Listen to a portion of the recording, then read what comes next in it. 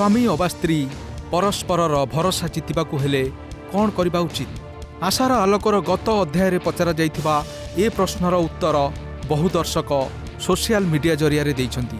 Option A सपक्ष रे 5% एवं ऑप्शन बी सपक्ष रे 5% मत मिलिथिबा बेले ऑप्शन सी सपक्ष रे सर्वाधिक 90% दर्शक सेमानकर मत दैछंती। सोशल मीडिया रे मत पठाइथिबा दर्शक मानक नाम आपण टीवी स्क्रीन रे स्क्रॉल आकार रे देखि परिबे। एबे आरंभ करिबा आशार आलोकर आजिर अध्याय। नमस्कार, जीवन दोछकी आशार आलोक। सबु कथा ठीक अच्छी, लोकेशन रे टिके परिवर्तन करा जायछि कारण सेही कोरोना। बाकी मूल कथा मूल प्रयास मन जोड़िबा संसार सजाड़िबा। जीवन दोछकी रे आशार आलोक।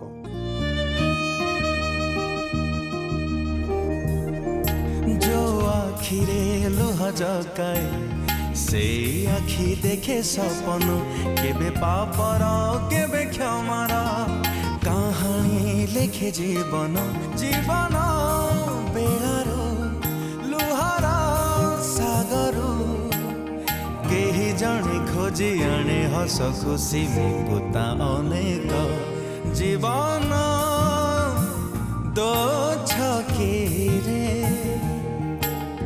आशार आलोक आशार आलोक। सान भाईटी को स्वागत जनइबा सुकांत को से दायित्व नहीं आगेबे मु तांको पछे पछे चलिबे। सुकांत। धन्यवाद मीर भाई, आपण एत बड़ा दायित्व मो ऊपर देइछंती। मु चेष्टा करूची ताकू सुचारू रूपे तुलेया तेबे आम ये चेष्टा रे आउ किछि चेष्टा शामिल रहूची। ए मंच रे जो माने आम सहित रही सेमानकर परिचय मु देवा चाहिए। श्रीजुक्त जगत जीवन पात्र अवसरप्राप्त विचारपति आम सहित अच्छा एवं मो बाम पार्श्वर अच्छा doctor Jharana Swain, principal counsellor family court Bhubaneswar. एपटे स्नेहलता नायक एवं तांका माँ, एपटे अच्छा नीलमाधव नायक एवं कुरेश बाबू। स्नेहलता नायक एवं नीलमाधव नायक को भितर कौन कौन एमती बुझामणार अभाव रहिला, कौन एमती असुविधा रहिला से संपर्कित आमर गोटे ऑडियो विजुअल प्रस्तुत होइछि। आसंतु सेटा देख। स्नेहलता नायक बयस 26, बापा कविचंद्र नायक, घर जी सपंग जगन्नाथ प्रसाद गंजाम, विवाह वर्ष 27 एप्रिल 2011।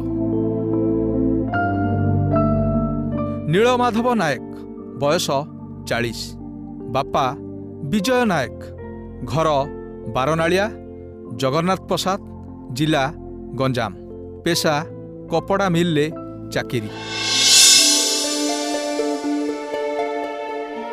शशुर घरे मिलुनाही बोहू को आदर, शशुरंक बुद्धिरे बोहू को निर्यातना। एपटे स्वामी करुछंती हतादर, पुणी स्वामींकर मदभ्यास जोगु पारिवारिक कंदल। एमिति किछि अभियोग आणंती पत्नी स्नेहलता।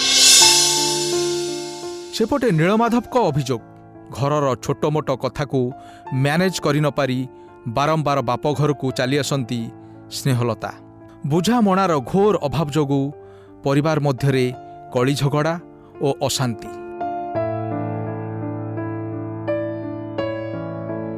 ताकू नहीं पारिवारिक द्वंद्व मध्यरे स्नेहलता और नीलमाधव। फलरे दाम्पत्य जीवन रे फाट। आउ दुईटी पिला सह एबे बाप घरे रहुछंती स्नेहलता। जीवन दोछकी आशार आलोक। देखिबा ए दुहिंक कहानी आजी की मोड़ नेउछि।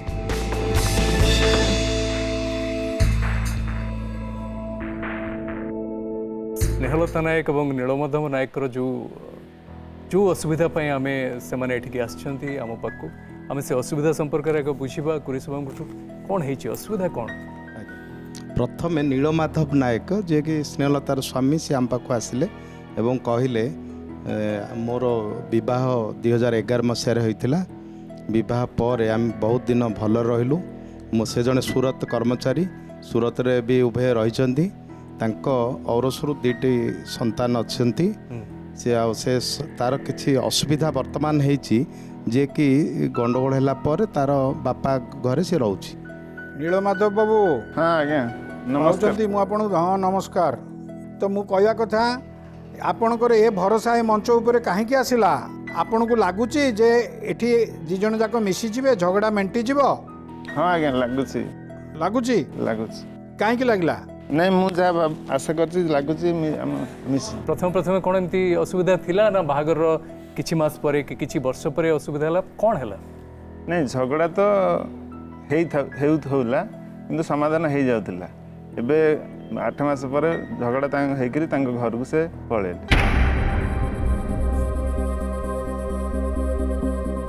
तो आपणकर बाहागर जते बेले हेला हाँ आपण की आनंद की कथा सब मन रे रखिथिले बाहागर परे से कथा गुडा सब केमिति ओलटिला टिके बुझांतु। भाबितिले घर संसार करिया भले रहइबा भले भाबिथिले असुविधा कोठी काहे कि आपण दायी बुझाबणा रे आज्ञा भूल रहउछ एमदे। बाहेला परे तांकु जतबेले आपण जीवन साथी रूपे पाइले तापर आपनको केमति लागितला?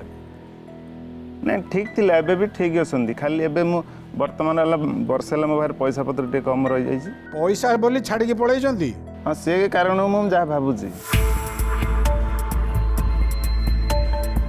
नहीं आपणकर पैसा छड़ा आउ कौठी दोष दुर्बलता रहिला कि आमे जदि निजुकु किछि दोष देइदबा संसार आज्ञा सबु बेले हसिबो।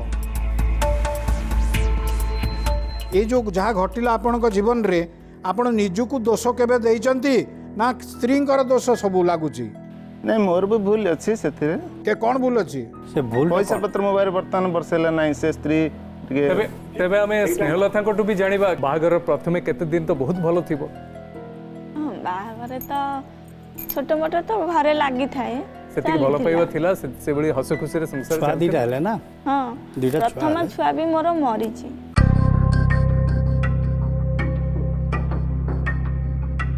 प्रॉब्लम आरंभ होला केमिति की आरंभ कले से प्रॉब्लम? प्रथमे आरंभ कले ससुर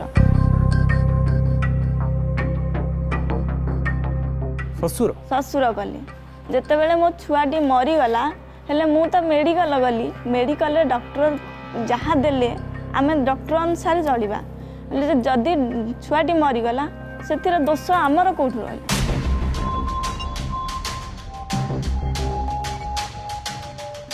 कहले ससुर कहले जे समस्त छुआ को न देखी मारिदेले कहले ता माँ देखलानी मारिदेला छुआटी।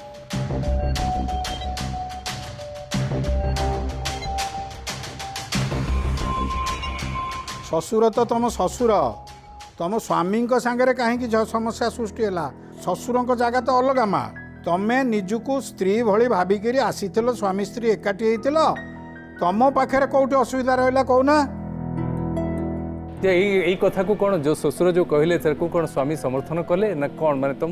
हाँ समर्थन कले रागेरे रहिले प्राय 4-6 मास तक रहिले। नीलमाधव उत्तर दिंतु कहीं डाकिले कहीं झगड़ा कले छुआ एक्सपायर कला परे 8 मास पर मु डायरेक्ट सुराट धरी पळैथिली पचारंतु डाकिनी केमति कहउछन्ती सुराट तो डाकिले तांका बापा डाकी सुराट आसिले आसिला करू बापा सहित झगड़ा हैला काहेकि हम बापा संगरे कार ससुर ताको बापर हाँ अच्छा तांके दी लोक ये कले आमे आउ किए किछि कहिनु तांके पळैले पळैला परे आउ तांके किए आ मन कान देलेनी आसिलेनी काई गलेनी ताको पक्कू देखंतु से छुआ जन्म कले माने से रही कोन मु बापा आम घर रही ना तांके तांके रहले तापर 8 मास बुलला पर मु डायरेक्ट सुराट छुआटा चली गला परे ताको पक्कू जिबा कथा नुहे?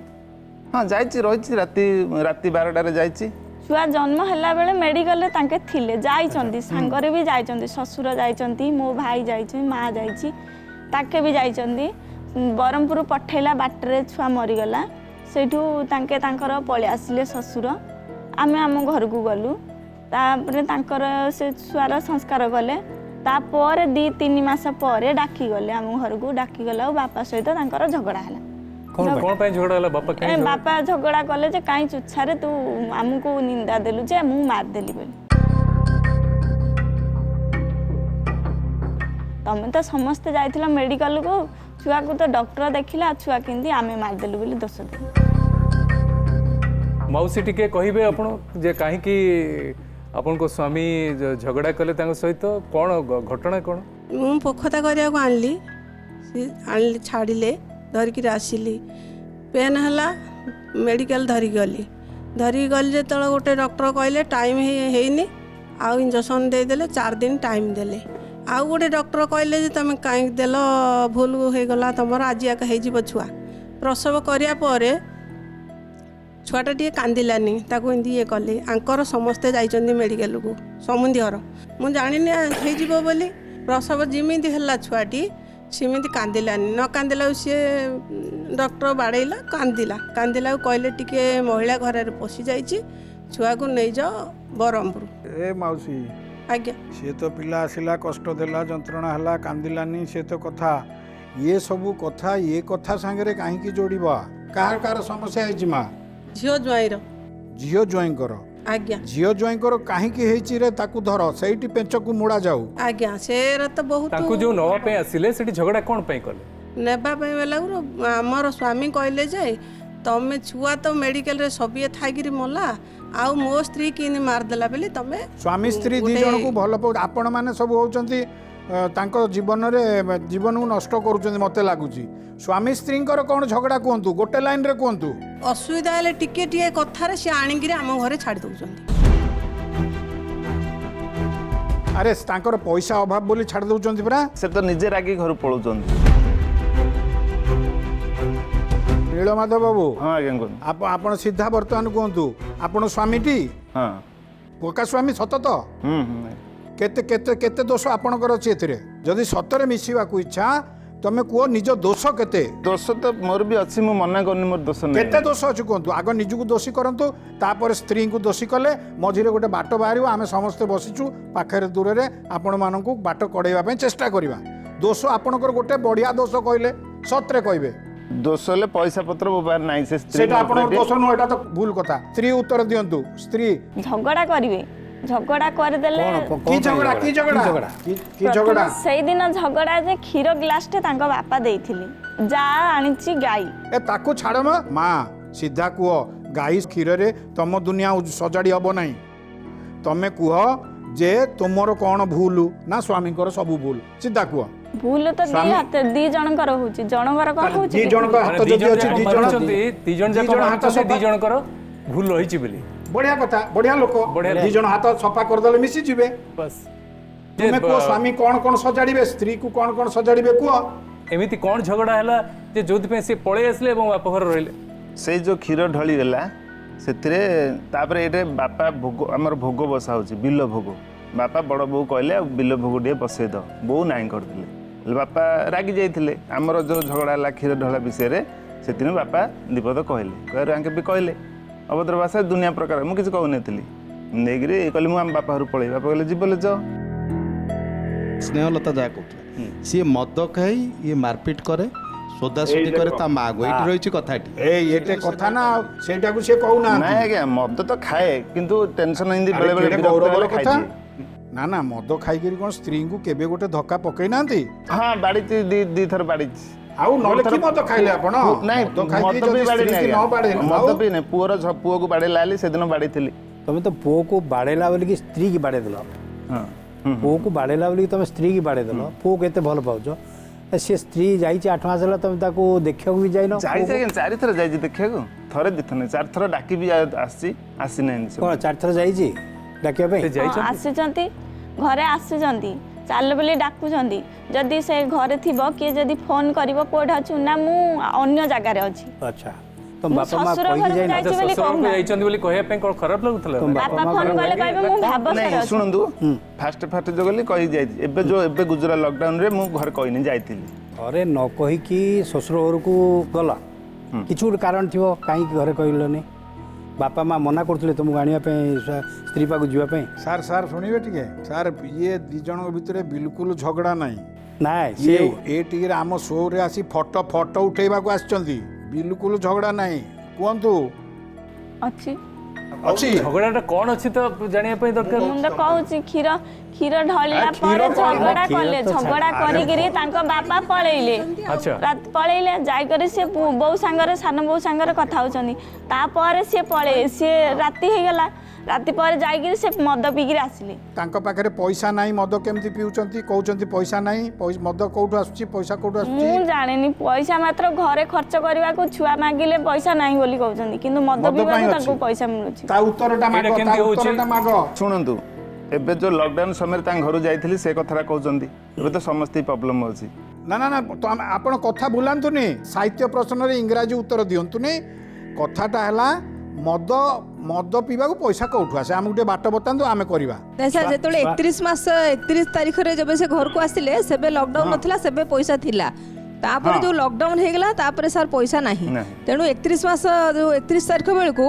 ସେଇଦିନ ସେ ଯୋଉ ପଇସା ସେତେବେଳେ ଥିଲା ହାତରେ ହଠାତ୍ ଗଣ୍ଡଗୋଳଟା ହେଲା ସ୍ୱାମୀ ବୋଉ ତାମାନେ ଶ୍ୱଶୁର ସ୍ୱାମୀ ସବୁଦିନ ମଦୁଆନ ମଦ ପିଅନ୍ତି ନାହିଁ ୟେସ୍ ଅର୍ ନୋ ନା ସବୁଦିନେ ପିଅନ୍ତିନି କିନ୍ତୁ ଝଗଡା ହେଲା ମାତ୍ରେ ହିଁ ପିଇକିରି ଆସିକି ଆହୁରି ଅଧିକା ମଦ ଝଗଡା ପିଇଲେ ଝଗଡା କରିନି ଝଗଡା ହେଲେ ମଦ ପିଏନି ଝଗଡ଼ା ହେଲେ ମଦ ସିଏ ବି ପିଅନ୍ତି ସେୟା କହୁଛନ୍ତି ଇଏ ବି ସେୟା କହୁଛନ୍ତି ନା, ମାନେ ଝଗଡ଼ା ହେଲେ- ଏଠୁ ଜଣା କଣ ପଡୁଛି ଝଗଡ଼ା ଆପଣ ଏତେ ଜୋରେ କରନ୍ତି ଯେ ସିଏ ମଦ ପିଇବା ପାଇଁ ମାନେ ଟିକେ କଥାରେ ଦି ପଦ କହିଲେ ବି ସିଏ ଯାଇକି ମଦ ପିଅନ୍ତି ସେଦିନ ଝଗଡା ହେଲା ଯାଇକିରି ମଦ ପିଇକି ଆସିଲେ ଘର ଯାକର ଯୋଉ ଭୋଜି ଭାତ ଯୋଉମାନେ ଦେଇଥିଲେ ସେ ଭାତ ଯାକୁ ଫିଙ୍ଗା ଫଙ୍ଗଡ଼ା କଲେ ଯାହା ପରିବା ଥିଲା ପରିବା ଡେକ୍ଚି ସବୁ ଆଣିକି ମୋ ଉପରେ ଫଙ୍ଗାଡ଼ିଲେ ସେଇଠୁ ତାଙ୍କ ବାପା ସେକାଠି ଥାଇକିରି ଆସିକିରି କବାଟ କଣେ ଛାପିକି ଶୁଣୁଛନ୍ତି କ'ଣ ହେଉଛି କ'ଣ ନାହିଁ ବୋଲି ସେଇଠୁ ଧୀରେ ପଳେଇଲେ ପୁଅ ଫଙ୍ଗଡ଼ା ଫଙ୍ଗଡ଼ି ସରିଗଲା ଧୀରେ ପଳେଇଲେ ଏତକ ତମ ସ୍ୱାମୀ କରିଥିଲେ ଟି ହଁ ତମେ ଫୋପଡ଼ା ଫିଙ୍ଗା ଛେଚା କୁଟା ସବୁ କିଏ କରିଥିଲା ସ୍ୱାମୀ ତମେ ମା କେତେ ଥର କରିଛ ବେଲଣା କାଠି ଡେକ୍ଚି ଝାଡୁ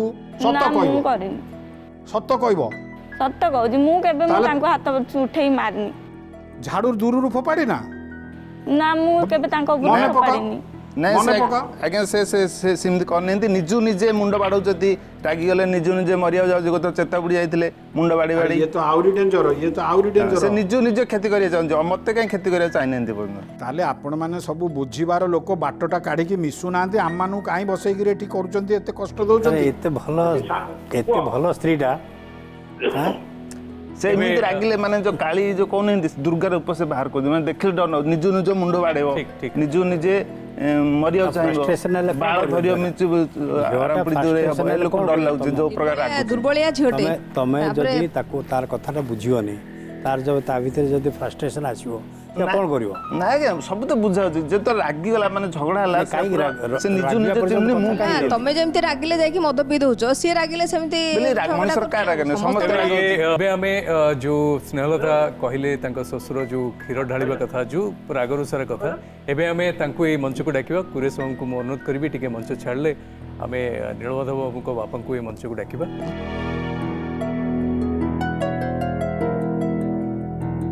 ଆପଣଙ୍କ ନାଁଟା ବିଜୟ କୁମାର ନାୟକ ବହୁ ଯୋଉ କଥାଟି କହିଲେ କି ଗୋଟେ ଥର କ୍ଷୀର ଗ୍ଲାସଟା ଢାଳିଗଲା ବୋଲି ଆପଣ ତାଙ୍କୁ ଗାଳି ଦେଲେ ଏବଂ ଆପଣ ପୁଅ ବି କହିଲେ କି ହଁ ଭାଷା ଅଭାଷା କରି ବହୁତ ଜୋରରେ ଖରାପ ଭାଷାରେ ମଧ୍ୟ ଗାଳି ଦେଲେ ଆପଣ ଏମିତି କ'ଣ ପାଇଁ କଲେ ଗୋଟେ କ୍ଷୀରଟା ସାମାନ୍ୟ କ୍ଷୀରଟା ଢାଳି ହେଇଛି ତା ପାଇଁ ଏତେ ଜୋରରେ ରାଗିବା ଖରାପ ଭାଷା ପ୍ରୟୋଗ କରିବା କେତେ ଦୂର ଠିକ୍ ସକାଳୁ ସେ ଆମର ସାନ ସମ୍ବନ୍ଧୀୟର ଗୋଟେ ଗାଈଟେ ଦେଇଥିଲେ ନାଇଁ ବର୍ତ୍ତମାନ କୁହନ୍ତୁ ସେଇଟା ଠିକ୍ କି କ୍ଷୀର ଦେବାର ନାହିଁ ଆହୁରି ଘଟଣା ଅଛି ଯେ କ୍ଷୀର ହେଉଛି ସାନ ଯାହାର ବୋଉ ଆମର କହିଲେ ସେ କ୍ଷୀର ମୁଁ ଖାଇବିନି ହେଲା ସେ ଆଣିଛି ମୁଁ ଖାଇବିନି ୟାଙ୍କର ଏ ଘଟଣାଟା ହେଉଛି ଆମର ପାର୍ଟିସନ୍ ଆଜିକି 9 ବର୍ଷ ହେଲା ଏ ବୋଉ ଆସିଲେ ସେ ବୋଉ ଆସିନଥିଲେ ବର୍ତ୍ତମାନ ସେ 2 ବର୍ଷ ହେଲା ଆସିଲେ ଆସିବା ପରେ ଝଗଡ଼ା ହେଉଛି ଆଗ ଯେଉଁ ଛୋଟ ଛାଟିଆ ହେଉଥିଲା ସେ ଚଳୁଥିଲା ଇଏ ସୁରାଟା ଯାଉଥିଲେ ସବୁ କରୁଥିଲେ କିଛି ଅସୁବିଧା ମାନେ ହେଉନଥିଲା ଦି ଯାଙ୍କ ଭିତରେ ଯୋଉ ଝଗଡ଼ା ହଉଥିଲା ଝିଅ ହଁ ଝଗଡ଼ା ଏବେ ଯେଉଁ ଆସିଲେ ତାଙ୍କର ସାମାନ ଇଏ ଛୁଇଁଲେନି ଖାଇଲେନି ସେଟା ଆମର ଗୋଟେ ଭୋଗ ବସା ଥିଲା ଆମର ଯେଉଁ ବିଲରେ ଭୋଗ ବସା ଥିଲା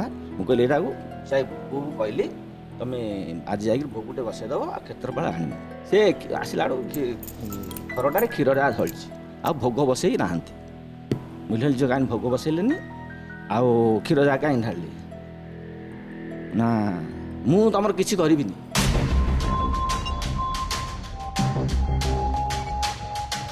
ମୋତେ ରାଗ ଲାଗିଲା ବୋଲେ ଆଉ କ'ଣ କରିବେ ଘରେ କାହିଁକି ଅଛନ୍ତି ତମେ ବୋଉ କୋଉଠି କାହିଁକି ଅଣା ହେଇଛି ତମେ ହେଉଛ ବଡ଼ ବୋଉ ମୋର ସ୍ତ୍ରୀ ଆଜିକି 5 ବର୍ଷରେ ମରିଗଲାଣି ତାଙ୍କ ଦେଇ ସବୁ ଦାୟିତ୍ୱ ଦିଆଯାଇଛି ତମେ ଦାୟିତ୍ୱ ଦିଆଯାଇଛି ଯଦି ଆମର ଦେବାଦେବୀର ନ କରିବ ହେଲେ କରିବ କି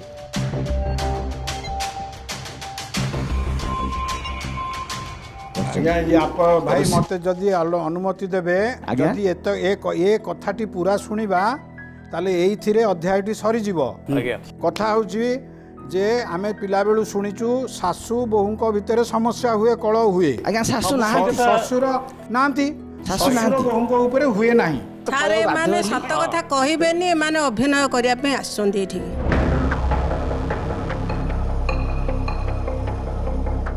କିଏ ସତ କହିବ ସତ କଥା ଯଦି କହିବେ ବୋଲେ ସତ କୁହନ୍ତୁ। ଘଟଣା ବାହାରିବ ଆପଣ କୁହନ୍ତୁ ସଂକ୍ଷେପରେ କୁହନ୍ତୁ ସତଟା କଣ? ସର୍ଟରେ କୁହନ୍ତୁ ଏବେ ଯଦି କହୁଛନ୍ତି ଯା ଆସିଲା ବୋଲି ଯାର ଖାଇଲାନି ବୋଲି ଶ୍ୱଶୁର ଗାଈ ରଖିଥିଲା ବୋଉକୁ କେତେ ଦିନ ଦେଇଥିଲା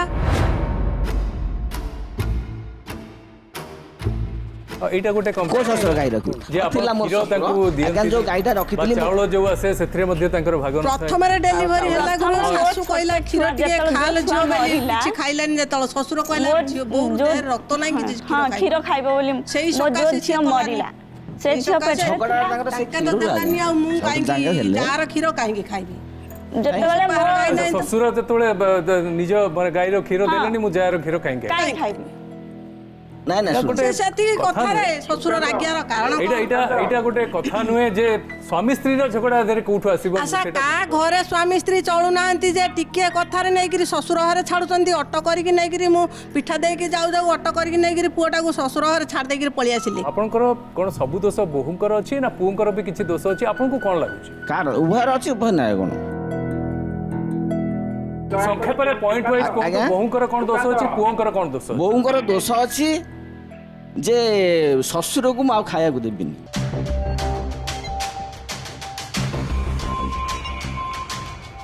ଶ୍ୱଶୁର ମୁରବୀ ହିସାବରେ ଘରଟାକୁ ସଜାଡ଼ିବା ପାଇଁ ବୋହୂକୁ ସଜାଡ଼ିବା ପାଇଁ କ'ଣ କ'ଣ ଚେଷ୍ଟା କରିଛନ୍ତି ଟିକେ କହିବା ଦରକାର ସେ ତ ତାଙ୍କ ହେଲେ ବୁଝେଇବ କଣ ସେ 3 ଥର ଏମିତି କଲେଣି ଆଜ୍ଞା ଗୋଟେ ଥର ଏମିତି କଲେ ଯେ ପୁରା ପିଲାଟାକୁ ବାଡ଼େଇଲେ ଯେ ଛାଡ଼ି ଦେଇ ପଡ଼ିଲା ସେଠୁ ଗଲି ମୁଁ ତାକୁ ବୁଝେଇକି ଜଗନ୍ନାଥ ସଦା ଆଜି 2 ବର୍ଷ ତଳେ ଆପଣ ନେଇକି ଆସିଲେ ଆସିଲି ଆଜ୍ଞା। ତାପରେ ଦ୍ୱିତୀୟ ଥର ଗଲେ ଯେତେବେଳେ ମୁଁ 17 ଥର ଗାଁ ଘରୁ ଇଏ ଗୋଟେ ବୋହୁ ପିଲା ସେ ଉକୁଟିଆ ପଳେଇବେ ଘରୁ ବାହାରିକି ପଳେଇବେ ମୁଁ ଏକଲା ଯାଇନି ମତେ ଘରୁ ଝିକି ତାଙ୍କ ଘରୁ ଝିକି କବାଟ ଦେଇ ଦେଇଛନ୍ତି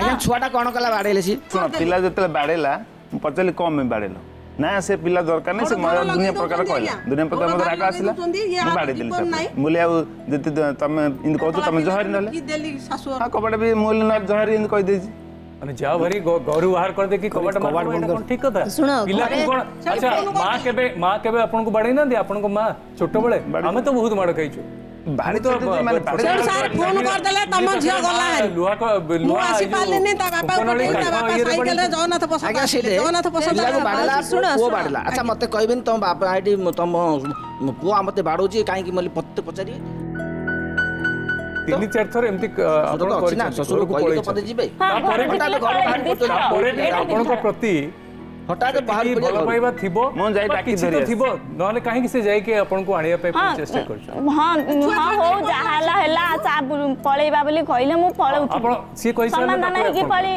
ସମାଧାନ ହଁ ଯାହା ହେଲା ହେଲା ଆଉ ହବନି ଏଣିକି ଆଉ ଝଗଡ଼ା କରିବାନି ବୋଲି ବୁଝେଇ ସୁଝେଇକି ଆଣୁଥିଲି ମାନେ ସିଏ ସେତିକି ବୁଝଉଛନ୍ତି ବୁଝେଇକିରି ଆଣିଲେ। ଏଥିରୁ ସ୍ପଷ୍ଟ ଜଣା ପଡୁଛି ସେଥର ଆସିଲି। ଯେ ନୀଳମାଧବଙ୍କ ମନରେ ସେଇ ମୁହୂର୍ତ୍ତରେ ଯୋଉ ରାଗଟା ଆସୁଛି ତାପରେ ସେ ରିୟଲାଇଜ କରୁଛନ୍ତି ଯେ ମୁଁ ଭୁଲ କରିଛି ଏବଂ ଆମେ ଗୋଟେ କିନ୍ତୁ ତାଙ୍କ ସମାଧାନ ରାଗ- ବାଟ ବାହାରରେ ପୁଣି ଥରେ ନୂଆ କରି ଆରମ୍ଭ କରିବା କିନ୍ତୁ ଏଇଟା ବି ନୁହେଁ ଯେ ପ୍ରତ୍ୟେକ ଥର ଭୁଲ କରିବା ଏବଂ ତାପରେ ଯାଇକି କ୍ଷମା କରି ପୁଣି ନେଇ ଆସିବା ପୁଣି ଥରେ ସେଇ ଭୁଲ କରିବା ଭୁଲ କରିବା ଯଦି ଯେ ମୁଁ- ସାରେ କେତେ ଥର ଏମିତି ଭୁଲ କଲେ କେତେ ଥର ଏମିତି କ୍ଷମା ଦେବେ କ'ଣ କରିବା କଥା କହୁଛ ମୁଁ ତାହେଲେ ପଚାରୁଛି। ମାଉସୀ ସ୍ୱାମୀ ସ୍ତ୍ରୀ ସେଟା ମୁଁ କହିବା କଥା ପ୍ରତିଦିନ ଗୋଟେ ଗୋଟେ ଘଟଣା ଯୋଉ କ୍ଷୀର ଘଟଣା ହଉ ବା ବାଡ଼େଇବା ଘଟଣା ହଉ ବା ପିଲାକୁ ବାଡ଼େଇବା ଘଟଣା ହଉ ଏମିତି 365 ଦିନ ବର୍ଷକ ବହୁତ ଗୁଡ଼େ କଥା ଆସିବ ତେଣୁ ତାକୁ ଧରିକି କ'ଣ ଆମେ ବସିବା କି ଘର ଥିଲେ ଗଣ୍ଡଗୋଳ ହୁଏ ତେଣୁ ଘର ମୁଁ ଥିଲେ କହିବା କଥା, ଗଣ୍ଡଗୋଳ ହୁଏ ସେମାନେ- ସ୍ୱାମୀ ସ୍ତ୍ରୀ ଲାଗୁଛନ୍ତି ଦେଖ ଗୋଟେ ଛୁଆ ଘରେ ପିଲା ଶାଶୁ ଲାଗୁଛନ୍ତି, ଶ୍ୱଶୁର 2 ଜଣ ମା ଥାନ୍ତି ଝିଅ ଲାଗୁଛନ୍ତି ସବୁ ଶାଶୁ ଘରେ ଶ୍ୱଶୁର 2 ଜଣ ଥାନ୍ତି ଏବେ ଗୋଟେ ବୋଲି ଶ୍ୱଶୁର ତେଣୁ ମୁଁ କହିବା କଥା 2ଟା ବୋହୂ ଏଇଟା ପଡ଼ିଲା ଗୋଟେ କାହିଁକି ଶ୍ୱଶୁରକୁ ମୁହଁରେ ଖାଇବାକୁ ଦବା କଥା ଯଦି ଶାଶୁ ନାଇଁ ମା ଶ୍ୱଶୁର- ଶୁଣ ତମେ ଯେତେବେଳେ ଝିଅ ଆସିଗଲା ତାର ସ୍ୱାମୀ ଘର ଛାଡ଼ିକି ତମେ କେବେ ଝିଅକୁ ବୁଝେଇଛ ମା କାହିଁକି ତୁ ଏତେ ରାଗୁଛୁ ଛୁଆକୁ କାହିଁକି ମାରୁଛୁ ତୁ ଏତେ ରାଗି କାହିଁକି ଶ୍ୱଶୁର ଘର ଏବେ ମୁଁ 8 ମାସ ହେଲା ନିଜେ ରୋଷେଇ କରି ଖାଉଛି ସାର୍ ତାଙ୍କ ଶୁଣ, ଜାଣୁନାହାନ୍ତି ମୁଁ କହୁଛି କେବେ ବୁଝେଇଛ କି ଶୁଣିବା କଥା ନାଇଁ ନାହିଁ ମୁଁ ତମେ ବୁଝିବା ବୁଝେଇଛ କଥା କି? କହୁଛି ଶୁଣ ସାରେ ସିଏ ଯେତେବେଳେ ଆକୁ ଜ୍ୱର ହଉଥିଲା ମୁଁ ଆଣିଲି ଦେଖେଇବା ପାଇଁ ତା ଖୁଡ଼ି ଶାଶୁ ମାନେ କହିଲେ ତା ଶ୍ୱଶୁର ହେଲେ ଡାକିଲାନି ଆ ତୋ ଝିଅକୁ ଜ୍ୱର ହଉଛି ବୋଲି ନ ଦେଖେଇବାରୁ ମୁଁ ଗଲି ଅଟୋ ଭଡ଼ା କରି ଧରିକି ଆସିଲି निजे ज्वाई पुआ फोन कले सुराटे थी देह भल ना जाओ धरिकी आस मु धरिकी गली ज्वाई पुआ को पचारि समियाणी मानू साई पड़सा पचारि कहले ये ज्वर ये भल हेनी तुम नहीं जाओ हरी मु आणिकी आइली आणिकी आइला पुओ को डाकिकी 31 आम घरे पहुँचले 12 दिन गला गुरु हेले भल होगा झील 31 धरिकी आइले ठीक अच्छे नहीं जोटा सार पचारे ना आपण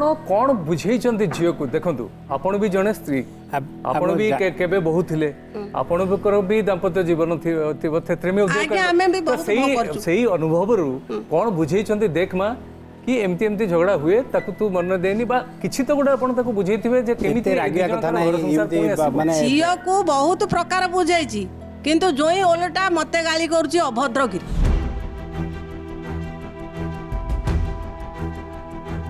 ଏବେ ଆମେ ସ୍ୱାମୀ ସ୍ତ୍ରୀଙ୍କର ଝଗଡ଼ା ଝଗଡ଼ା ସ୍ୱାମୀ ସ୍ତ୍ରୀର ଝଗଡ଼ା ଏଇ ଛୋଟ ଛୋଟ କଥାକୁ ଆମେ ଯଦି କରିବା ଏଠି ଆମେ ସମାଧାନ କରିପାରିବା ସ୍ୱାମୀ ସ୍ତ୍ରୀ ଭିତରେ ଝଗଡ଼ା ବି ବେଶୀ ନାହିଁ एक्चुअली କୌଣସି କାରଣ ନାହିଁ ମୁଁ ତ ବାରମ୍ବାର ଫୋନ କଲି ସମୁଦି ଆସ ସିଏ ମଦ ପିଇକି ଆସୁଛନ୍ତି କାହିଁକି ରୋଜଗାର କରୁଛି ତ ଆସିଛି ହେଲେ ତମେ ତ ନିଜେ ନେଇକି ଛାଡ଼ିକି ଆସିଲ ହିସାବରେ ସ୍ତ୍ରୀକୁ ବିଶେଷ କିଛି ଦଉନି ଅଭିଯୋଗ ବହୁତ ଶୁଣିଲେ ଆମେ ତାର समाधान बाट आड़ को जावाई मु भावुची आम जा उचित एबे आपण माने कौन चाहूचंदी आपण कौन चाहूचंदी बापा हिसाब रे आपण कौन चाहूचंदी मते लागुची सुकांत मु गोटा कथा चाहूची आज्ञा जे एठी मुख्य चरित्र मानक भितर समस्या नाही ये कहानी रो नायक नायिका होचंदी समुदुणी सेठी पेंचटा असुविधा अछि पिला माने तांकरी पई कलबल होचंदी मु मुरबी मानक हाथ जोड़ी अनुरोध करुच्ची विशेष भाव में मौसा को बापा को तांकर सी चाहिए संसारटी रहिबो आमे एठी बाड़े छाटी हेले पिला संसार सजाड़ी हबनी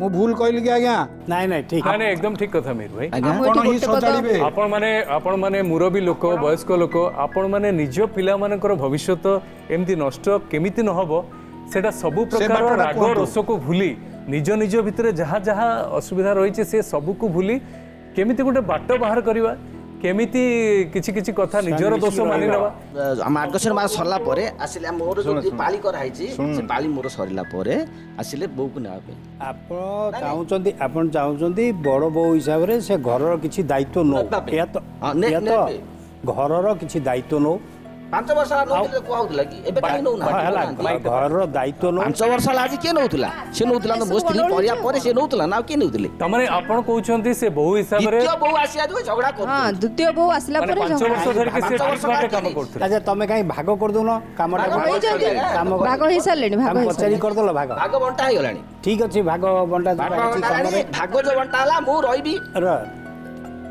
से को हां ससुर जो कहउछन ससुर जो कहउछन मु काम घर कामटा को दी जा भितरे ताले जांग सहित हमर कोन से कहउछन प्रथम 5 वर्ष तमे बहु हिसाब रे जा करिया कथा ठीक रे काम करिछो बढ़िया करिछो से तो से प्रशंसा भी करूछंती एबे 2 वर्ष हला कोन 5 वर्ष हला ये बाल्टी रे चावल मते खाया को दई दो से कहउछन जे 5 वर्ष बापा चावल नहीं बापा चावल नहीं दबेरा विधि की नहीं से जो कहउछंती ससुर जो अभियोग करछन अच्छा जांग को सहित केमिति संपर्क जा केमिति जा रास्ता रे रहे मो रास्ता रे रहे मो ता सहित मोर बेसी नहीं कि से मो सहित बेसी केमिति हबो माने बड़ भौणी हिसाब रे जेतु 5 वर्ष धर के घरे रही आस्तले ना मु ताको कोन से कथा कोइ कि से कोन सान भौणी बळी ताको रखिया कथा मु तयारी पारिबिनी काहेकि मु सान भौणी हिसाब रे जदी तयारी भी ससुर कहबे तू कहबा को ताको अधिकार नाही मु केमते कहबी ताको तयारी तू मु दियर जदी मु दियर को को भलिया पाली की रखिली 5 वर्ष काल मु 5 वर्ष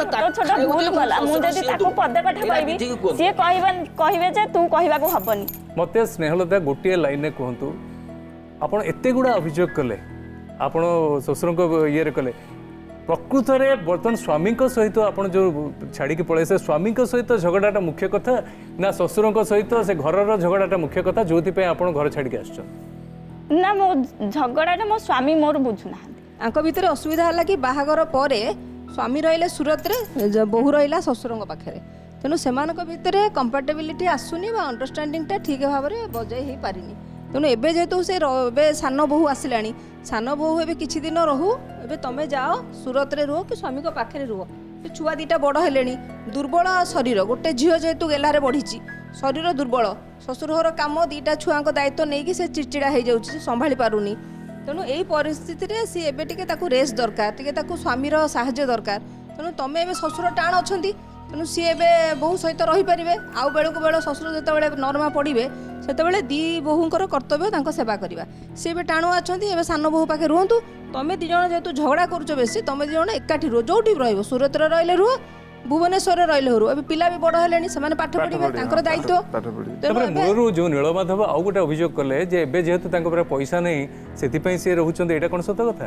ପଚାରନ୍ତୁ ତାଙ୍କୁ। ସାର୍ ମୋ କଥାଟା ଟିକେ ଶୁଣନ୍ତୁ। ସବୁବେଳେ ସ୍ୱାମୀ ସ୍ତ୍ରୀଙ୍କ ମଝିରେ ଯଦି ଶାଶୁ direct କହିଲେ ତମେ ବାରମ୍ବାର ଝିଅକୁ ନେଇ ପ୍ରଶ୍ନ- ଚଳିପାରିବ। ଆଜି ନାହିଁ 10,000 ଦେ, କାଲିକି ନାହିଁ 5,000 ଦେ। ଏ ଘଟଣାଟି ଯୋଉଟା ମିହିର ଭାଇଙ୍କର ଅବଜରଭେସନ ଯାହା ସେ କହିଲେ, ଏ ଘଟଣା ନୀଳମାଧବ ସ୍ନେହଲତାଙ୍କ ପାଖରେ ନାଇଁ ଅଟକି କମ୍ ଅଛି, ଆପଣମାନଙ୍କ ଭିତରେ ବହୁତ ହଁ, ଅଧିକା ଏଠି ଅଛି। ନିଜ ନିଜ ଆପଣମାନେ ଭିତରେ- ଯେତେ ପର୍ଯ୍ୟନ୍ତ ଏମାନଙ୍କ ଜୀବନକୁ ପୁରା କଲବଲ କରିବା ବନ୍ଦ ନ କରିଛନ୍ତି ସେ ପର୍ଯ୍ୟନ୍ତ ଏମାନେ ଶାନ୍ତିରେ ଶୁଣ ରହିପାରିବେ। ସିଏ ବୁଝେଇକି ଆଣି ସହଜ ଛାଡ଼ିବା କଥା କଥା ନାହିଁ। ଏବେ ଆମେ କ'ଣ ସମାଧାନ ବାଟ ବୋଉ ଯିବେ ଘରକୁ, ଆଉ କ'ଣ ସମାଧାନ?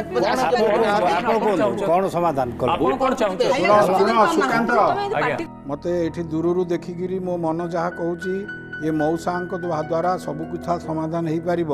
ହଁ ତାଙ୍କ ବ୍ୟକ୍ତିତ୍ୱ ଏତେ ଚମତ୍କାର, ସେ ଚାହିଁଲେ ସବୁ କରିପାରିବେ। ସେ କଷ୍ଟ ପାଇଛନ୍ତି, ଯେତେବେଳେ ସଂସାର କରିଛନ୍ତି, ଏତେ ବଡ଼ ସଂସାର ତାକୁ ନେଇ ଆଣିକିରି ଏତେ ବାଟ ଚାଲି ଆସିଲେଣି, ଏତିକି ବାଟ ସେ ହିଁ କୂଳରେ ଲଗେଇ ପାରିବେ। ଆଉ ଏପଟେ ଏ ମାଉସୀ ହେଉ କି ଭଉଣୀ ହୁଅନ୍ତୁ, ତାଙ୍କୁ ବି ଅନୁରୋଧ କରୁଛି, ସେମାନେ ପିଲାଙ୍କୁ ନୂଆ କରି ବଞ୍ଚିବା ପାଇଁ ଆରମ୍ଭ କରିବାକୁ ସାହସ ଦିଅନ୍ତୁ। ଆଉ ତାଙ୍କ ଜୀବନରେ ମୁଣ୍ଡ ପୁରାନ୍ତୁ ନାହିଁ। ଯଦି ମୁଣ୍ଡ ପୁରାଇବେ, ଇଏ ନିଜେ ବୁଝିପାରିବେ ନାହିଁ, ସେମାନଙ୍କ ସଂସାରଟି ଅଣନିଶ୍ୱାସୀ ହେଇଯିବ, ଧ୍ୱଂସ ହେଇଯିବ। ସେ ଛୋଟ ସେଇଥିପାଇଁ ଛୋଟ ସେଇଥିପାଇଁ ଛୁଆ ନା, ମ୍ୟାଡାମ ଯୋଉ ପ୍ରସ୍ତାବଟି ଦେଲେ ସୁରତ ସାଙ୍ଗରେ ନେଇକି କିଛି ମାସ କି କିଛି ବର୍ଷ ରହିବା କଥା, ଏ ସବୁଠୁ ଝରଣା ଦୂରେଇ- ମ୍ୟାଡମଙ୍କର ସଜେସନ ଦ ବେଷ୍ଟ, ଆଜ୍ଞା ଅଲୱେଜ ବେଷ୍ଟ, ନାଉ ସେଇଟା ଅଲସୋ ବେଷ୍ଟ। ସେଇଟା ରହିଲେ ମୁଁ ଭାବୁଛି Thank you, sir. ଆମେ ଭାବୁଛୁ କି ସେଇଟା ଭଲ ହେଇପାରିବ। ସ୍ନେହଲତା ଏବେ ଆପଣ କ'ଣ ଚାହୁଁଛନ୍ତି, କ'ଣ ମୁଁ ମଦ ପିଇଲେ ମୁଁ ଯିବି। ଯଦି ଝଗଡ଼ାଟା ତମେ ବଢ଼େଇବାକୁ ଚାହିଁବ, ଝଗଡ଼ା ବଢ଼ୁଛି, ବଢ଼ିଲେ ସେ ମଦ ପିଉଛି। ମୁଁ ଯେମିତି ଯାଇଛି ରୋଷେଇ କରିକି ଛୁଆମାନଙ୍କୁ ଦାୟିତ୍ୱ ନେଇକି ଯିବି, ମୁଁ ଆଉ କୌଣସି ଦାୟିତ୍ୱ ନେଇପାରିବିନି। ମୁଁ ସେତିକି ହିଁ ମୋର ମତେ ଦାୟିତ୍ୱ ନେବନି କେମିତି ହବ? ଶ୍ୱଶୁରର ଜଣେ ବୋହୂ ହିସାବରେ ଦାୟିତ୍ୱ ଘରେ ହଉଛି ଯେତେବେଳେ ନେବେ। ଥିବେ, ଶ୍ୱଶୁରର ଦାୟିତ୍ୱ ନେବାକୁ ମୁଁ ମନା କରୁନି। ଶ୍ୱଶୁରଙ୍କ ଦାୟିତ୍ୱ କ'ଣ, ମୁଁ ଶ୍ୱଶୁରଙ୍କ ଦାୟିତ୍ୱ ଖାଇବାକୁ ଦେବା। ମୁଁ ତ ଖାଇବାକୁ ଆଜି ଯାଇ କ'ଣ ଦେଇନି କି? ମୁଁ ତ 5 ବର୍ଷ ହେଲା କାଳ ଯାଇ ଖାଇବାକୁ ଦେଇ ତାଙ୍କର ମହତ ମର୍ଜିଦା, ତାଙ୍କ ଶ୍ୱଶୁର ଖାଲି ନାହିଁ, ଆଉ ଗୋଟେ ଦିଅର ବି ଯେ ବାଡ଼େଇଛି ବି ମୁଁ ସହିଛି। ଦିଅରଙ୍କର ଟିକେ ମୁଣ୍ଡ ଦୋଷ ହଁ ଅଛି। ବାଡ଼େଇଛି ବି ମୁଁ ସହିଛି, ଦାଣ୍ଡରେ ଗାଳି ବି କରିଛି ଅଭଦ୍ର ଭାଷାରେ, ତାହା ବି ଦିଅରଙ୍କର ସହିଛି। ଯେହେତୁ ନାଇଁ, ମୁଣ୍ଡ ଦୋଷ ତମେ- ଅଛି, ସବୁ ଆଚ୍ଛା, ଆପଣଙ୍କୁ କେବେ ମୁଁ ଖାଇବାରେ ସହିଲା ସେ ଯାହା ବାଦେ କହିଲେ ଛୁଆ ବି ସହିଛି। ନାଇଁ 5 ବର୍ଷ ଆଉ କିଛି ଖରାପ କରିନାହାନ୍ତି, ଖାଇବାରେ କିଛି ଅବହେଳା କରିନାହାନ୍ତି। ହେଲେ ମୁଁ ଯଦି କୌଣସି କାମ କରିବି ଶୁଣ ଶ୍ୱଶୁର ସ୍ନେହଲତା, ତମେ ମାଉସୀ ଶେଷକୁ ଶ୍ୱଶୁରର ଭାଗ ଥିବ। ମାଉସୀ ଶୁଣ, ତମେ ଟିକେ ଚୁପ୍ ରୁହ। ମୁଁ କ'ଣ କହିବା କଥା, ତମେ ଯୋଉ ଛୋଟ ଛୋଟ କଥା ଗୁଡ଼ାକ ଏଠି କହୁଛ, ତାର ସମାଧାନ ଏବେ ଏତେ କମ୍ ସମୟରେ ହେଇପାରିବନି। ତା ପାଇଁ ଗୋଟେ ବର୍ଷ ସମୟ ଲାଗିବ। ତେଣୁ ଆମେ ଟୁ ଦି ପଏଣ୍ଟ ଯିବା, କଥା ସାରିବା। ଏବେ Exactly. ସ୍ନେହଲତା ମ୍ୟାଡମ ଗୋଟେ କଥା, ଆଜ୍ଞା ଏବେ ଇଏ ନିଷ୍ପତ୍ତି ନିଅନ୍ତୁ। ଇଏ ବର୍ତ୍ତମାନ ମୋତେ ଯେତିକି ଅନୁଭବ ହେଉଛି, ଆଜ୍ଞା ଭୁଲ ହେଇନଥିବି ମୁଁ, ସମସ୍ତେ ଭଲ ଲୋକ ଆଜ୍ଞା। ଆଜ୍ଞା। ସମୁଦୁଣୀ ପୁଅ ଝିଅ ସବୁ ଗୁଡ଼ିଏ ଭଲ ଲୋକ। ମୋ ଆତ୍ମା କହୁଛି, ଟିକେ ଟଣା ଘୋଷରା ହେଇଯାଇଛି, ଟିକେ କୋଉଠି କ'ଣ ଟିକେ self-centric। ମୋଡ଼ ହେଇଯାଇଛି। ସମସ୍ତେ ଆଉ ସେଗୁଡ଼ା ସେଣ୍ଟ୍ରିକ୍ ହେଇଯାଇଛନ୍ତି। ମୁରବୀ ମାନେ ସଜାଡ଼େ, ଆଉ କିନ୍ତୁ କିଛି ଝିଅ ନାହିଁ। ଗୋଟେ କଣ୍ଡିସନ କଥା- ଯୋଉ କଲେ, ଚାବିଟା ପକେଇ ପଳେଇଲେ, ମୁଁ ଚାବିଟା ମାଗୁଛି କ'ଣ ଛାଡ଼। କହୁଛନ୍ତି, ସେ କ'ଣ ଏତେ- କହୁଛନ୍ତି ଶୁଣନ୍ତୁ। ନା, ସେଗୁଡ଼ା ଛାଡ଼ନ୍ତୁ। 15 ଦିନ ବନ୍ଦ ହେଇଗଲା, ଆଜ୍ଞା ଧୂପ ଦେବା। ଆପଣ ଏତେ ବୟସ୍କ ଲୋକ, କୋଉଠି ଚାବି ଇଏ ନେତା, ତାକୁ କ'ଣ ଚାବିଟା ମୋର କହୁଛନ୍ତି ଚାବିଟାକୁ, ଆଜ୍ଞା? ଘର ଚାବିଟାକୁ ସବୁ ଚାବି ତମକୁ ଦେଇକିରି ଯିବି କି? ଯେତେବେଳେ ନାଇଁ ଇଶାଣଟା ଯେତେବେଳେ ପୂଜା ହଉନଥିଲା, ଯାଇ 15 ଦିନ କାଳ ମୋର ଇଶାନଟାକୁ ବନ୍ଦ କରିଦେଲ। ଝିଅ ବୋହୂ ଶ୍ୱଶୁର ସେବା କରିଛନ୍ତି, ଦିଅର ସେବା କରିଛନ୍ତି, ଐଶାନ୍ୟ କୋଣର ସେବା କରିଛନ୍ତି। ଏଭଳି ବୋହୂ ଏ ମଞ୍ଚରେ ଏତେ ରାଗ ଏତେ କ୍ରୋଧ ଆଣିଲା କେଉଁଠୁ? ଇଏ ସଂସାର ସଜାଡ଼ି ଦେବାର ବୋହୂ। ମୁଁ ଆପଣଙ୍କୁ କଥା ଦେଉଛି, ଯଦି ସେ ଐଶ୍ୱନ୍ୟ କୋଣକୁ ପୂଜା କରିଥିଲା, ଯଦି ସେ ଦିଅରକୁ ସମ୍ଭାଳିଥିଲା, ଯଦି ଶ୍ୱଶୁରଙ୍କ କାମ ସେ କରିଛି, ଏବେ ଯଦି ସେ ବୋହୂ ଯାଇକି ମୁଣ୍ଡିଆ ମାରିପାରିବ କି ଶ୍ୱଶୁରଙ୍କ ଗୋଡ଼ ତଳେ ଲକ୍ଷ ଲକ୍ଷ ଲୋକଙ୍କ ଆଗରେ? ମାର ସିଏ। ଆଉ ମୋ ମନ କହୁଛି ସେ ମୁଣ୍ଡିଆ ମାରିବ। ତୋର ଯୋଉଟା ମା, କହିଛୁ ବି ଭୁଲ ମୋ କରିଛୁ। ଇଜ୍ଜତ ରଖିକି ମାରେ, ଆରେ ମା, ସୁଖରେ ଶୁଣେ। ରହିବୁ। ବଡ଼ ଶୁଣେ, ମଣିଷଙ୍କ ଏଇଟା କଣ? ଆଶୀର୍ବାଦ ଶ୍ୱଶୁର। କୋଟି କୋଟି ଟଙ୍କା। ମୁଁ କହୁଛି ପରା, ଏ ବହୁଟି ବଢ଼ିଆ।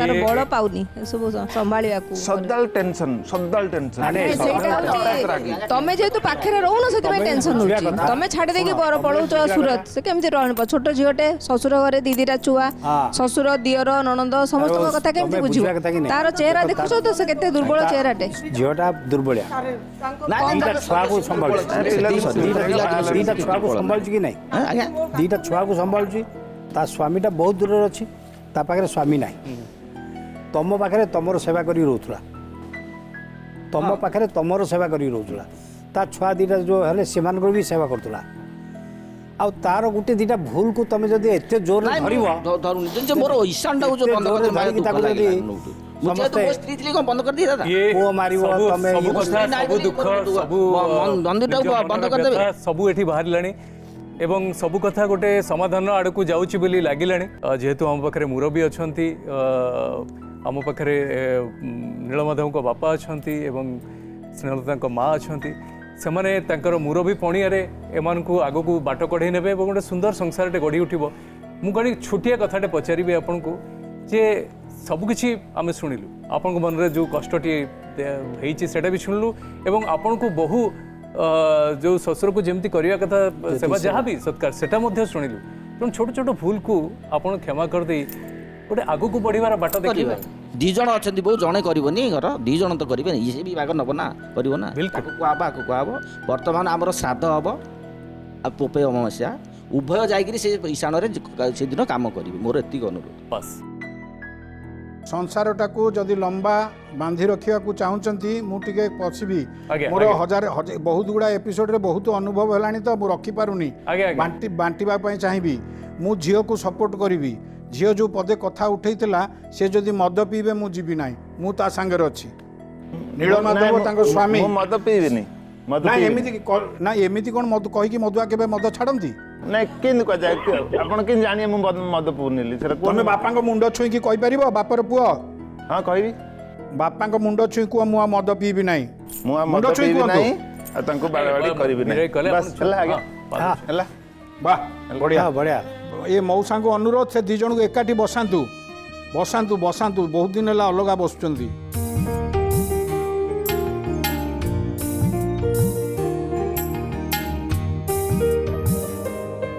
ଶୁଣନ୍ତୁ ସମସ୍ତେ ଆମେ ନୀରବ ରହିଯିବା ସମୁଦୁଣୀକୁ 2 ସେକେଣ୍ଡ 20 ସେକେଣ୍ଡ କଥା ହେବାକୁ ଛାଡ଼ି ଦିଅନ୍ତୁ କେହି ମୁହଁ ଖୋଲନ୍ତୁନି ଆଇ ପ୍ରମିଜ୍ ସଲ୍ଭ ହେଇଯିବ ସମୁଦୁଣୀ ଟିକେ ପରସ୍ପର ପ୍ରତି ଆଦରରେ ଦୀପଦ କଥା ହୁଅନ୍ତୁ ସାରା ଓଡ଼ିଶା ଦେଖୁ ନହେଲେ ଆଜ୍ଞା ସମୁଦୁଣୀ ଜାତି ପ୍ରତି ନିନ୍ଦିବେ ଲୋକ କଳଙ୍କ ଲାଗିଯିବ ମୁଁ ମାନା ହେଇଛି କୋଉଦିନ ପଚାର ନା ତା ଗାଁରେ ପଚାର କୋଉଦିନ ତାଙ୍କୁ ବାବୁ ଏଇ କଥା ନେଇକିରି କୋଉଦିନ କହିଛି ତାଙ୍କୁ କହିଛି କହିନି ତ ସମ୍ବନ୍ଧ ଥିଲେ ସମ୍ବନ୍ଧୀ ହଁ ମୁଁ କରିଗଲାକୁ କହିଥିଲେ ଏବେ ତ ବହୁତ ସମ୍ବନ୍ଧ କରିଦେଲେ ଆଉ ବେଲେ ଖାଲି ଟିକେ ନାତିରି କିଏ ହେଲା ତ ନାତିରି କ'ଣ ହଉଛି ଦେଖିଆ ମୁଁ ନେବି ଆଉ ଥରେ ମେଡ଼ିକାଲ କରଚୁଲି ଥରେ ନେଲି ଜଗନ୍ନାଥ ପ୍ରସାଦ 2 ଥର 3 ଥର ଆଣିଲି ମୋ ନାତି ହେଟା ତମ ନାତି ନାହିଁ ତମତିକି ପଡ଼ିଆକୁ ନବନି ମତେ ଯାଇକିରି ନବ ନବନି ନାତିଟା ତମତି ପଡ଼ିବା ପାଇଁ ହଁ।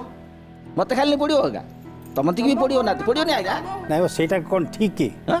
ଆପଣ ପୁରା ସେ ପୁଅର ପୁଅ ନାତି ଆପଣଙ୍କର ନାତି କେମିତି ଆପଣଙ୍କ ବସିବ? ପୁଅର ପୁଅ ଆପଣ ବଂଶର ଆଉ ସିଏ ଆଣିବେଲେ କୋଉଠୁ ଆଣିବ ପଇସା ନାହିଁ କେମିତି ଏଇଠି ସମୁଦି ଆଣି ହେଦିନ ଯୋଉ ଯାଇଥିଲି ତମର ପିଠା ଦେଲେ ନଦେଲେ ମୋର କ'ଣ ଯାଇଥିବେ ମୁଁ ତମର ମହତ ତୁଲେଇ ଯାଇଥିଲି କୋଉଦିନ ଯୋଉଦିନ ଝିଅ ଘରକୁ ଛବି ଘରକୁ ପିଠା କଲ ପିଠା କରିଦେଲି ସମୁଦୁଣୀ କେମିତି କଥା ହନ୍ତି ସେମିତି କଥା ହେବେ ଚାବିଟା କହିଲେ ପଳେଇ ସେଠି ପଳଉ ତମର ଚାବିଟା ଭଲରେ କଥା ହୁଅ ଟିକେ ସମୁଦୁଣୀ ଯେମିତି କଥା ହନ୍ତି ଟିକେ କଥା ହୁଅ ଏଇଟା ପ୍ରାରମ୍ଭ ଆ ପରକୁ ଜମିବ ସିନ୍ ଶୁଣନ୍ତୁ ତମେ ଆଉ କିଛି ଦବନି?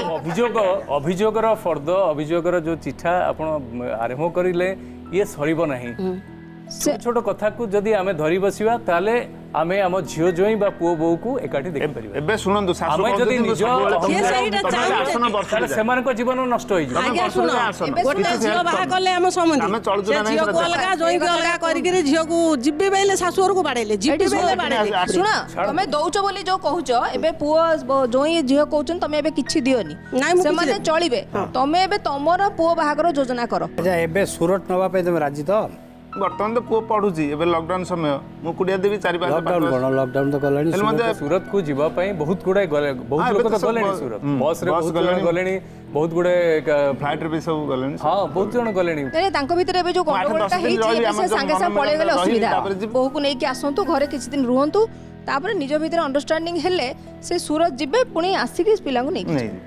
ତେଣୁ ଏବେ ସେ ସାଙ୍ଗେ ପଢୁଛି ସାଙ୍ଗେ ଯଦି ସେଇଠି ପଢିବାକୁ ଚାହେଁ ସେଇଟା ସ୍କୁଲ ଅଛି ନା ଓଡ଼ିଆ ସ୍କୁଲ ଯଦି ଏଇଠି ପଢିବାକୁ ଚାହେଁ ବେଲେ ଯଦି ଘର ଯେ ସମ୍ଭାଳିଲେ ଏବେ ମାଉସୀଙ୍କ କଥା ହେଲା ତମେ ଯୋଉ ଝିଅକୁ ଦେଇଛ ଏବଂ ଦେଇକି କହୁଛ ମୁଁ ଦେଲି ଦେଲି ଚଳେଇଲି ତମେ ଏବେ ତମ ଜୋଇଁଙ୍କୁ ଆଜି ଏଇ ଷ୍ଟେଜରେ ତମ ଜୋଇଁଙ୍କୁ ଦାୟିତ୍ୱ ଦବ ସିଏ ତମ ଝିଅର କଥା ବୁଝିବେ ତମେ ଏବେ ତମ ବୋହୂ କେମିତି ଆଣିବ ସେ ଚିନ୍ତା କର ତମେ ଆଉ ସବୁବେଳେ- ବୋହୂଟେ ଆଣିଲା ପରେ ତାପରେ ଝିଅ ଘର ଆଉ ମୁଣ୍ଡ ପୁରେଇବନି।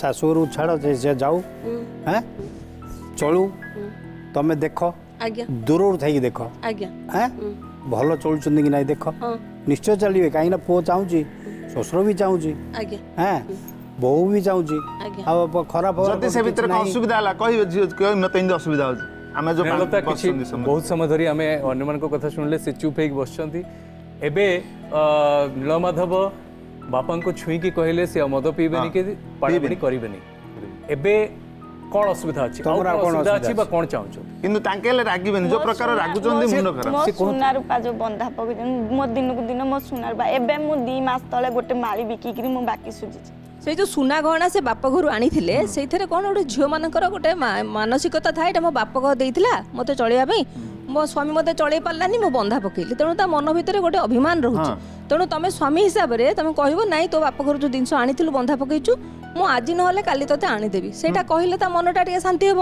ହଁ ଫେରା ହବ ନା ଯେତେବେଳେ ପଇସା ଆସିବ ପାଖକୁ ଫେରା ହବ ତମର ଆଉ କ'ଣ ସର୍ତ୍ତ ଅଛି କୁହ? ଆଉ ମୋ ଛୁଆ ମାନଙ୍କର ଦାୟିତ୍ୱ ନେବେ ମୋ ଦାୟିତ୍ୱ ନେବେ ଆଉ ମତେ ହଁ, ଜର ମୋ ରୋଗ ସ୍ୱାମୀ ହେଲେ ଦାୟିତ୍ୱ ତମେ ନେଇକିରି ମୋ ନେବନି, ବାପ ଘରେ ଛାଡ଼ିଦେବ ବାସ୍ ନାଇଁ ସେଟା କରି ଏବେ ସମୁଦୁଣୀଙ୍କ ମୁହଁରୁ ଶୁଣିବା ଶ୍ୱଶୁର ବୋହୂଙ୍କର ଆଉ କେବେ ଝଗଡ଼ା ହବନି ଶ୍ୱଶୁର କହିବେ ଜଗନ୍ନାଥଙ୍କ ରାଣ ନେଇକିରି ନାଇଁ ହବନି ସାର୍ ହବନି କହୁଛନ୍ତି। ସବୁଠୁ ମିଠା କଣ୍ଠଟା ସମୁଦୁଣୀଙ୍କର ସିଏ କିଛି କହିନାହାନ୍ତି ଦେଶବାସୀଙ୍କୁ କୁହନ୍ତୁ ଝିଅକୁ ଜ୍ୱାଇଁ ଯଦି ଖୁସିରେ ବହୁ ଚଳେଇ ପାରିଲେ ମୋର ବହୁତ ଖୁସି ବାସ୍ ଏହା ତ କଥା ହେଲା ଆଉ କ'ଣ ଅଛି ଠିକ ଅଛି। ଯୋଉ ଯୋଉ ମୁଁ ନ ଗଲେ ତାପରେ କ'ଣ ମୁଁ ହେଇଯାଉଛି? ଆପଣଙ୍କୁ ନୀଳମାଧବଙ୍କୁ କହିବି ଯାହା ବି ତାଙ୍କ ଭିତରେ ମନ ଦୁଃଖ ଅଛି ବା ଆପଣ ଯୋଉ କହୁଛନ୍ତି ଆପଣ ତାଙ୍କ ଘରକୁ ମଦ ପିଇକି ଯାଇଛନ୍ତି ଯାହା ବି ଇଏ କରିଛନ୍ତି ବଡ଼ ହିସାବରେ ଆପଣ ମଧ୍ୟ ତାଙ୍କୁ କ୍ଷମା ମାଗିଦେବା ହଁ ନିଶ୍ଚୟ ମା ଯଦି ମୁଁ ଯଦି ଯାଇ ତମ ଟିକେ ଭୁଲ କରିଛି ସେ ମଦ ଖାଇକିରି କ'ଣ କହିଛି ଗାଳି ଖାଇ ମତେ କ୍ଷମା କରିଦେବେ ମାଉସୀ କୁହନ୍ତୁ ଠିକ ଅଛି ତେବେ ସ୍ନେହଲତା ଏପଟକୁ ମୁହଁ କରି ରହିଛନ୍ତି ସେତେବେଳୁ କ'ଣ ମାନେ ଅସୁବିଧା କ'ଣ ଏତେ ସବୁ ହେଲା ପରେ ଏବେ ବି ସଂସାର ଆଗକୁ ନେବାର ଇଚ୍ଛା ଅଛି କି ନାହିଁ ଅଛି କେମିତି ଅଛି ଟିକେ ହସିଲେ ସିନା ଆମେ ଜାଣିପାରିବା ଏତେ ପାଖରେ ବସିଛନ୍ତି ନୀଳମାଧବ ତମେ ଟିକେ ନ ହସିଲେ ଆମେ ଏଠୁ ଉଠିବାନି। ଆଉ ଏଇଠି ମଉସାଙ୍କର ରୋଲ ଆମେ ଟିକେ ଦେଖିବା ମଉସା ପୁଅ ବୋହୂଙ୍କୁ ନେଇକି ଆସନ୍ତୁ ପୁଅ ବୋହୂ ମିଶା। ମଞ୍ଚ ମଝିକୁ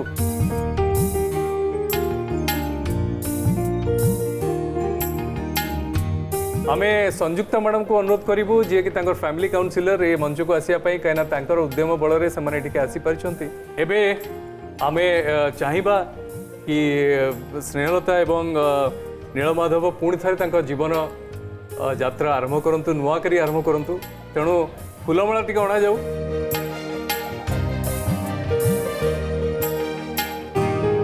संजुक्ता मैडम आपको केमती लगुच आप तो बहुत उद्यम करते दी जन को एकाठी करने एबे कौन भावुंट बहुत खुशी लगला जहाँ हो मैंने मिसिगले किंतु मु बहुत चेष्टा करथिली तेबे आशा करछु सी जे बढिया प्रॉमिस करछंती आपन पाखरे जीवन निश्चय आगो को सुखमय होबो एबे आमे चाहिबा आम समस्त सामने लक्ष लक्ष दर्शकों सामने फुलमाला पुणी थरे दी जन को जो आखिरे लोह जगाए से आखि देखे सपन केबे पापर केबे क्षमार कहानी लेखे जीवन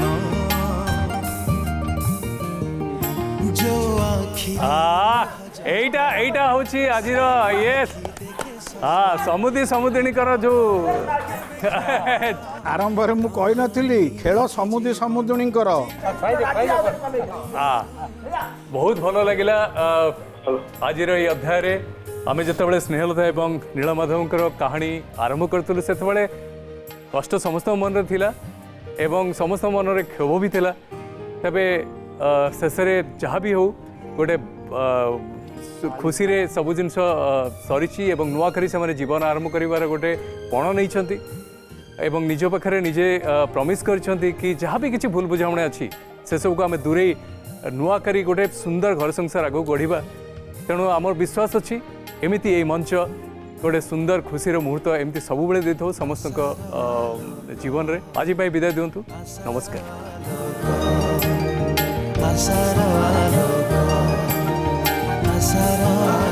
एबे ए अध्यायर प्रश्न स्त्री प्रति स्वामींकर अवहेला दाम्पत्य जीवन में फाट सृष्टि करिथाए कि? ऑप्शन ए स्त्री को अवहेला करिवार अर्थ निज दाम्पत्य जीवन को कुठारघात करिबा। ऑप्शन बी तृतीय पक्षर कुबुद्धि रे परिचालित न होई स्त्री को सहयोग करिबा स्वामीर कर्तव्य। ऑप्शन सी उत्तम बुझामणा और परस्पर विश्वास जीतिबा ही सुखी दाम्पत्य जीवनर चाबिकाठी। ए प्रश्नर उत्तर आमको ईमेल जरिया पठाई पारिबे। आम ईमेल ठिकाना आशार आलोक@odishatv.in माध्यम आपण उत्तर पठाई पारिबे।